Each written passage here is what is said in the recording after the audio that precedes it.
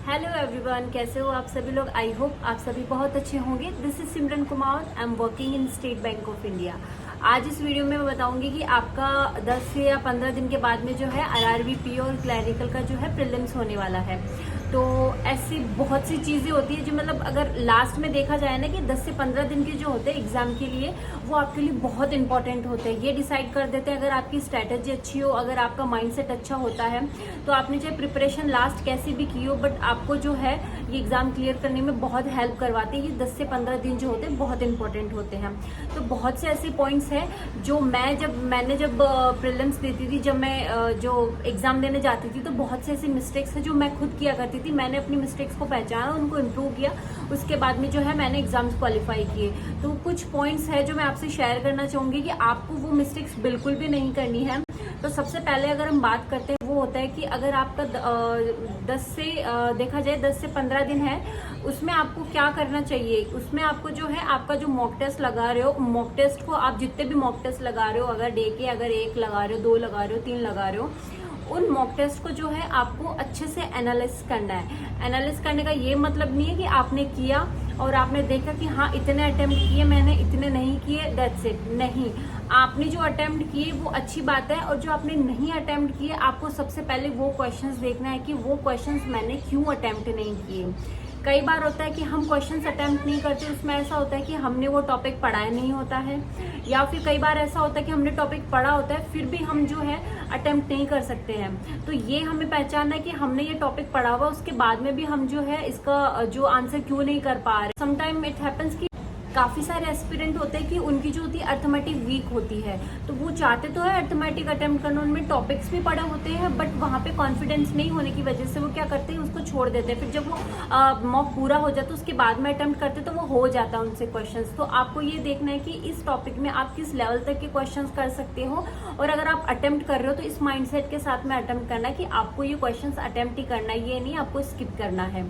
तो mock test with good analysis ये जो है आपके लिए बहुत ज़्यादा हेल्पफुल होती है, क्योंकि हमें यहाँ पे हमारी वीकनेसेस पता चलती है, हमारी स्ट्रेंथ पता चलती है, हम किस क्वेश्चंस को कितना टाइम दे रहे हैं वो पता चलता है, और किस क्वेश्चंस को जो है कितने कम टाइम में कितने ज़्यादा टाइम में अटेम्प्ट कर रहे हैं, सब कुछ हमें पता चलता है। तो पहला पॉइंट आपका ये है। उसके बाद में दूसरा पॉइंट होगा आपका, don't use new topic for मॉक्स। इसका मतलब है कि अगर आप मॉक टेस्ट दे रहे हो, ठीक है, अगर आप बिगिनर्स हो, अगर आपका फर्स्ट अटेम्प्ट है, अगर आपका सेकंड अटेम्प्ट है, आपका जो भी अटेम्प्ट है, यहाँ पे एग्जाम्स में क्या होता है कि कई बार जो होते हैं कोई फ्रेशर भी होता है जिनका फर्स्ट अटेम्प्ट होता है, कई होते हैं कि जिनका थर्ड अटेम्प्ट भी होता है, सेकंड अटेम्प्ट भी होता है।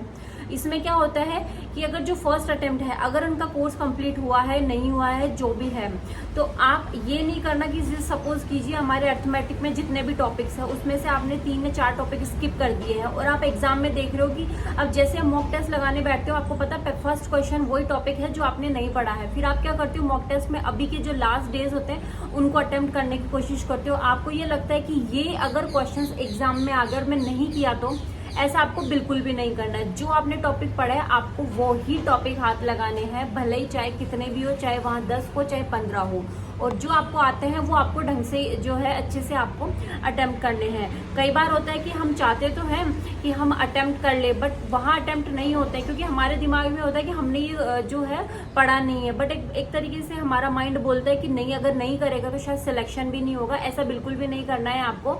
मैंने कई बार देखा है कि जिनको पूरे टॉपिक नहीं आते हैं, 2 या 3 टॉपिक स्किप कर जाते हैं वो अर्थमेटिक में, उसके बावजूद भी सिलेक्शन हो जाता है।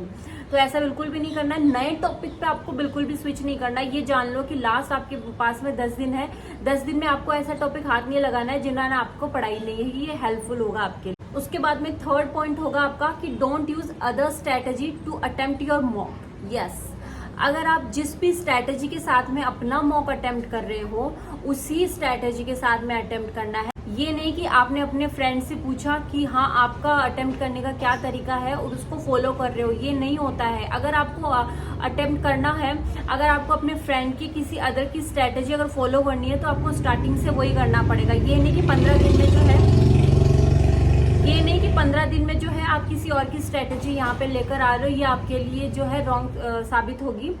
देखो इसमें क्या होता है कि कई बार होता है कि जैसे मैं जब अटेम्प्ट करती थी तो मेरा ये मानना होता था कि मेरा अर्थमेटिक थोड़ा सा वीक है। सबसे पहले मेरा जो अटेम्प्ट करती थी वो मैं करती थी सिंप्लीफिकेशन स्पीड मैथ होता है, अच्छा हो जाता था मेरा।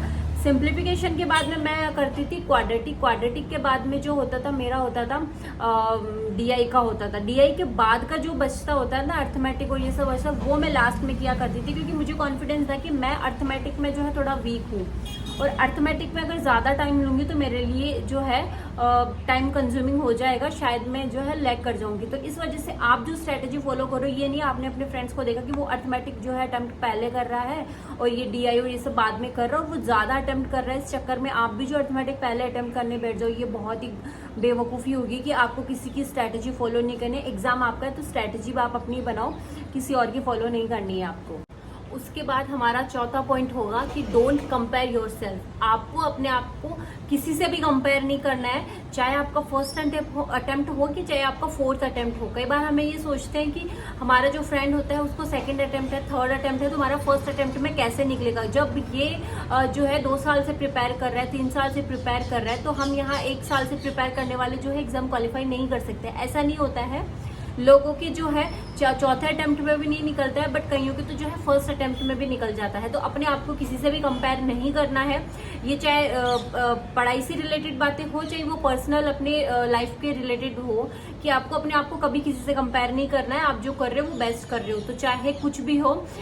मॉक टेस्ट में आपके कितने भी मार्क्स है उससे अपने आप को कंपेयर नहीं करना है। आपकी जो स्ट्रेटेजी है उससे भी कंपेयर नहीं करना है कि आप जो है आपको सेल्फ डाउट हो कि मेरी स्ट्रेटेजी अच्छी नहीं है, ये इसकी स्ट्रेटेजी अच्छी है क्योंकि ये इंटेलिजेंट है। ऐसा आपको बिल्कुल भी नहीं सोचना है। उसके बाद में हमारा पॉइंट होगा सेल्फ डाउट। सेल्फ डाउट एक ऐसा टॉपिक है कि अगर आपको अपने आप पे शक है ना, अपने आप पे डाउट है ना, तो आप चाहे कितना भी पढ़ लो, चाहे कहीं से भी कोचिंग कर लो, चाहे कितने भी मॉक्स लगा लो, फाइनल एग्जाम में जाके आपको कुछ नहीं करना होता है।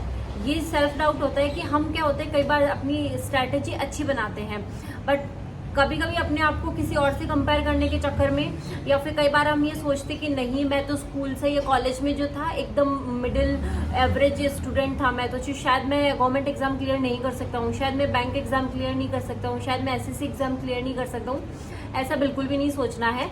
यहाँ जो अगर आपकी स्कूलिंग में, कॉलेज में कितनी भी जो भी आपकी डिग्री रही हो, कितने भी आपके मार्क्स रहे हो, फर्स्ट डिवीजन, सेकंड डिवीजन, आप फेल भी हुए हो, फिर भी अपने आप को, अगर आप कंपटीशन एग्जाम की तैयारी कर रहे हो तो अपने आप को पे ये डाउट करना बंद कर दो कि आप नहीं कर सकते हो। जो अगर अपने स्कूल में 10th में 12th में अगर फेल भी हुए हैं ना, उन्होंने भी आज जो है बैंक एग्जाम क्वालिफाई किया है। तो सबसे बड़ा डाउट जो होता है वो ये कि मैं इंटेलिजेंट नहीं हूँ, मेरे पास में जो है इतना ज्यादा सफिशिएंट नॉलेज नहीं है कि मैं एग्जाम क्लियर कर सकूं। ऐसा आपको बिल्कुल भी नहीं सोचना है। उसके बाद में हमारा जो होगा लास्ट टॉपिक होगा कि avoid negativity and avoid wasting your time.